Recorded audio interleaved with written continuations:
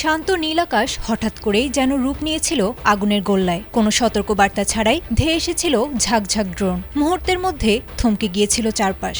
মধ্যপ্রাচ্যের ভূ রাজনীতিতে যে বারুদ জমা হয়েছিল দীর্ঘদিন ধরে, তার দ্বারে যেন এবার আগুন লেগেছে। পরাশক্তির দম্ভ আর আঞ্চলিক আধিপত্যের লড়াইয়ে জ্বলে গেছে বাহরাইনের মরুপ্রান্তর। কিন্তু কি এমন ঘটল যা পুরো বিশ্বকে নতুন এক যুদ্ধের শঙ্কায় ফেলে দিল?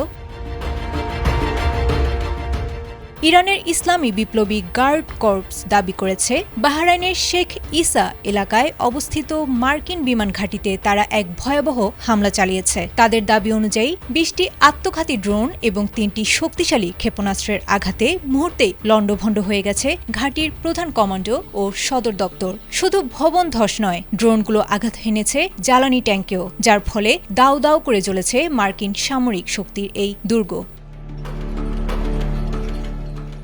সংবাদ মাধ্যম আল জাজিরার তথ্যমতে আইআরজিসি এই হামলাকে তাদের সামরিক প্রতিশোধ হিসেবে অভিহিত করেছে। তাদের বিবৃতিতে স্পষ্ট হুঁশিয়ারি, শত্রুরা এখন নিজ ঘরেও নিরাপদ নয়। বিশেষ করে ২৮ ফেব্রুয়ারি থেকে শুরু হওয়া সংঘাত এবং ইরানের শীর্ষ নেতৃত্বের ক্ষয়ক্ষতির পর তেহরান যে মরণ কামড় দিতে মরিয়া, এই হামলা তারই প্রমাণ।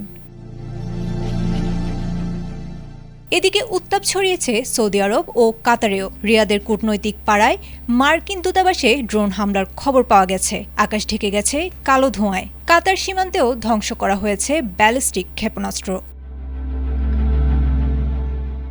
যদিও বাহরাইন কিংবা পেন্টাগন থেকে এখন পর্যন্ত ক্ষয়ক্ষতির কোনো আনুষ্ঠানিক স্বীকৃতি পাওয়া যায়নি, তবুও আল জাজিরা সহ আন্তর্জাতিক সংবাদ মাধ্যমগুলো এই ঘটনাকে দেখেছে ইরান যুক্তরাষ্ট্র উত্তেজনার এক চরম সন্ধিক্ষণ হিসেবে। মধ্যপ্রাচ্যের আকাশে বয়েছে বারুদের গন্ধ, আর বিশ্ব তাকিয়ে পরবর্তী পাল্টাপাল্টি আঘাতের দিকে।